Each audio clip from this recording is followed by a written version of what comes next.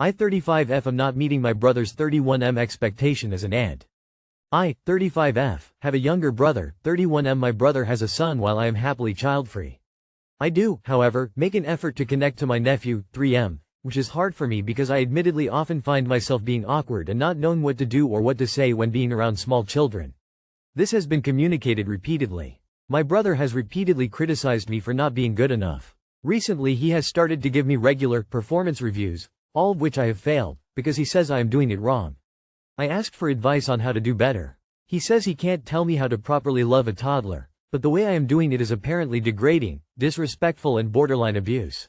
He did provide examples, such as not having sat in the correct spot while playing and not dropping my fork the second my nephew wanted my attention during Christmas dinner. I sincerely apologized for obviously having screwed up so badly, but also said I was really trying. He said if that is the best I can do, that's pathetic, and he was ashamed of me. I am seriously at a loss of what to do. He has stated that if I don't start meeting his, still, to me, unclear, expectations, he will go no contact, in effect putting me on probation. My nephew, by the way, seems unfazed and always happy to see me. He keeps coming up to me with books to read and toys to admire, which I do to the best of my abilities. I find that hard to reconcile with the claim that I am such an incredible failure as an aunt. Can somebody please give me some advice on how to proceed? Am I the problem here? Edit. The opinions and advice here seem to be pretty unanimous, and I thank all of you very, very much. This has been an extremely reassuring experience. I have decided to go no contact for the foreseeable future. My parents and sister are aware and fully support me in this. I cannot allow myself to be bullied like this. Your brother is a colossal prick and there's absolutely nothing you can do to appease his irrational demands. I feel terrible for his kid. Sorry. I sense your brother doesn't like you and uses the child as an excuse to criticize. Or did you have a great relationship prior? Sorry I failed. I respectfully resign my position. Your brother is the abusive one towards you. You're doing just fine with his child. I go no contact for this reason. Your brother is abusive towards you and you should cut off the relationship for now. Go to therapy, learn about healthy boundaries. Re-enter your brother's, nephew's life when healthy communication is possible. If it never is, just know that you should never accept this type of treatment, even if that means having little contact with them, which is sad, of course, and would be your brother's fault. I say all this from personal experience. The problem here is your weird brother. He's cruel and borderline abusive and there's nothing you can do to change him. If your nephew is happy to see you, and brings books and toys to interact with you, then you're doing fine as an auntie. In your position, I'd minimize contact with my brother, while doing my best to maintain a connection with my nephew. What do your sister-in-law and parents think? My 32M wife, 30F, cheated on me after 8 years together, and I feel like I'm losing everything. I don't know if I'm writing this to get advice, vent, or just make sense of the mess my life has become. Right now, I'm just empty. I've read stories like mine before, and I never thought I'd be living one. Mia and I have been together for 8 years, married for 4. We met at a mutual friend's party and hit it off immediately. Same taste in movies, love for hiking, and we just got each other. I honestly thought I'd found my person. She was my best friend, my partner and everything. About 3 months ago, I noticed she started pulling away. Little things, at first being glued to her phone, more nights out with her friends and being distant at home. When I asked her if something was wrong, she'd always say she was stressed from work or just needed some space. I trusted her. That's the part that hurts the most. Last weekend, she left her phone on the kitchen counter while she was in the shower. A message popped up. It was from someone named Josh. The text said, "I miss you. Can't wait to see you again." I wish I could say I was calm, but my stomach dropped. I opened the thread. There were dozens of messages, flirty, intimate, explicit. It was all there. I could barely breathe. When she came out of the bathroom, I confronted her. She didn't deny it. She just started crying and saying she was sorry, that it was a mistake, that she never meant to hurt me. She told me it had been going on for 2 months. She met him through a work project. It started with texting, then drinks, and, well, you can guess the rest. She swore it was over, that she regretted everything, that it didn't mean anything. It didn't mean anything? How does that make it better? I moved out the next day. I'm staying at a friend's place for now, trying to figure out what to do next. She's been texting and calling constantly, begging me to come back, saying we can fix this. But how do you fix something when trust is gone? I feel like I'm drowning. I keep replaying everything in my head, wondering what I missed, what I did wrong. Was I not enough? Was our marriage a lie? I loved her. I love her. But the person I thought I knew doesn't exist anymore. I'm not sure what I'm asking here. Has anyone been through this? How do you move on when the life you built crumbles beneath you? Update. Man, I'm so sorry you're going through this. I know it probably feels like your whole world is collapsing right now, but remember that none of this is your fault. Cheating is a choice, and she made that choice. Take all the time you need to process your emotions, lean on your friends, and don't rush into any decisions you're not ready to make. You deserve someone who values your trust and loyalty. Stay strong. You can love someone, but they can be not the right person for you. It was a couple of months of planning, lying, and breaking trust. How long would have it gone on unless you discovered when you did? It's time to grieve, be angry, and cry. It's self-care time. Join the gym, meditate, etc. You will need some time to be upset for first though.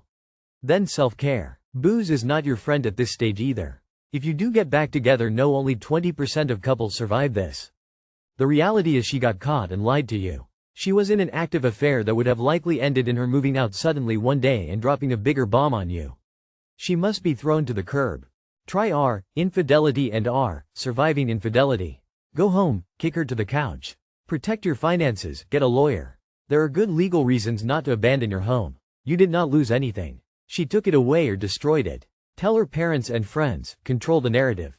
Don't stay together. You may want to, and even if everything becomes perfect again, the thought of her being with another man will haunt you the rest of your marriage. I tried for a year, but I couldn't do it. The hardest thing to do, i.e., leave, just became harder because I forgave her and stayed, so now it was my fault for not leaving immediately. There's nothing that can fix this. The first week is the hardest, but you'll slowly get back to some kind of normalcy. Talk to a professional, work on yourself, do plenty of self-care, hang out with friends. It's tough, but you'll get there and never look back. File for divorce. Treat it like a business transaction. Don't get sucked up in I'm sorries. It wasn't a mistake if it went on for 2 months. You will never trust her again. Are there kids involved? If not, you're lucky to get a clean break. Don't sleep with her either and get tested for STDs. Plus, you don't want to get her pregnant. Good luck and stay strong.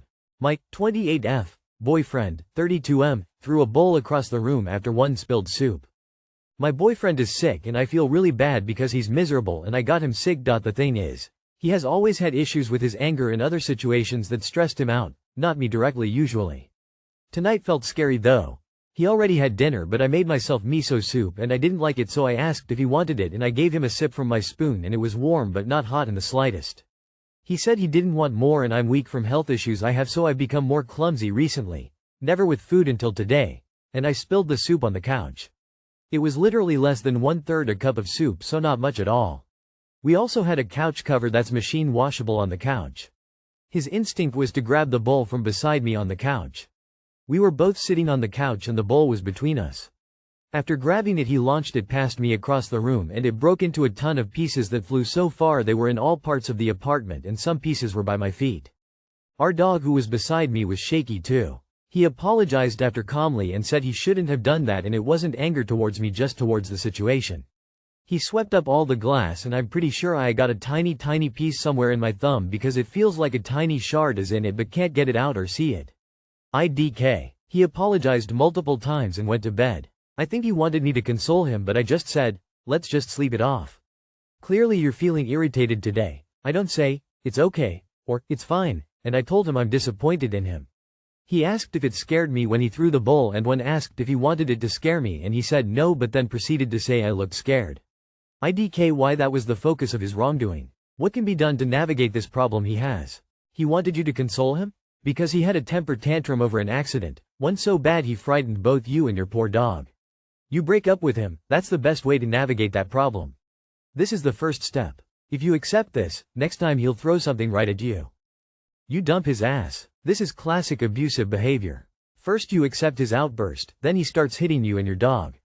This is deliberate, and it's abuse. Your boyfriend is 100% in control of whether he throws something or not. He wouldn't do it at work, he wouldn't do it in a restaurant.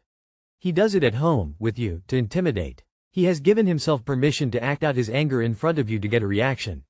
Just watch. If you don't react, he will up the ante until he finds something that upsets you. Then, when you do respond, you'll be unreasonable and overreacting. Him wanting you to manage his emotions is just the icing on the cake. He wants to manipulate you into feeling like you are responsible for his outbursts. It's time to leave. If you can't leave immediately, it's time to plan an exit. This is how abusers test if you will accept the next level of testing. We don't have rose-colored glasses of love on eyes like you do, so it's very plain to us. The person you thought you knew was a mask he wears to enteep you. Get out. Read the book, Why Does He Do That? By Lundy, and this article by someone who treats abusive men when you think maybe he is actually nice and you're overreacting. This was like reading my personal history. My first husband. But it wasn't soup, it was a glass of Pepsi. I got out, eventually. The next girl wasn't as lucky. He is in prison, her funeral was closed casket, because of how badly he damaged her. The last thing he said, before he walked out the door, was he wanted to do something to me, but I wasn't worth his time in prison. You need to get out. This man isn't safe. He will hurt you. Don't give him the chance. Protect yourself. This man will hit you. He enjoyed terrifying you. He will do it again. The only thing you'll have done wrong is if you stay with him. How do I, 18M, end it with sensitive girlfriend, 18F. This girl is amazing, she's willing to do anything for me, like literally. She's deeply in love with me and tells me all the time that she wants me to be the father of her kids and how she wants to marry me badly. She literally only has eyes for me and heavily rejects and ignore a lot of guy. Heck, she gives men my number when they hit on her. She's really sensitive to the point a mean remark could make her cry, and she even cried when she broke her nail. I just don't think I can be with her anymore. I feel emotional exhausted cause she's pretty needy. It's just how she is. She needs lots of attention and maintenance, and I just don't want to be that guy anymore. I just want to play video games and smoke weed. Might sound a bit immature, but what can I say? Any thoughts? You just have to do it. Cassidy, I care about you as a person, but I don't want to date you anymore. I'm sorry for hurting you. Please know you're wonderful, but I've got to focus on myself now. I relate to this girl. I was the same way at 18. If you know you don't want to be with her like that, better let her go now rather than later. Sounds like you guys might be incompatible, but that doesn't mean she's too needy or you're not attentionate enough. It just means y'all aren't meant for each other. I suggest you make that clear to her when you break up, otherwise she'll go on thinking she is too much, when really a lot of men would appreciate her for the way she is. You both sound like good people. I wish you the best of luck, op.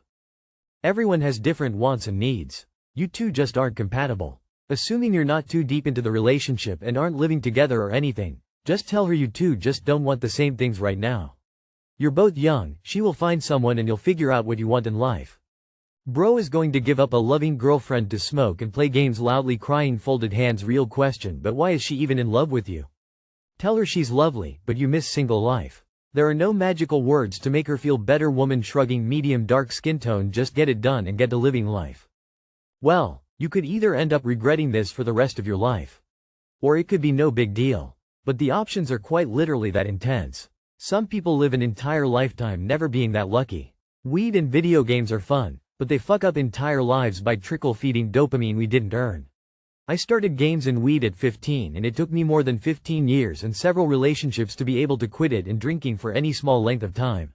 Still regret how much time I spent on random games.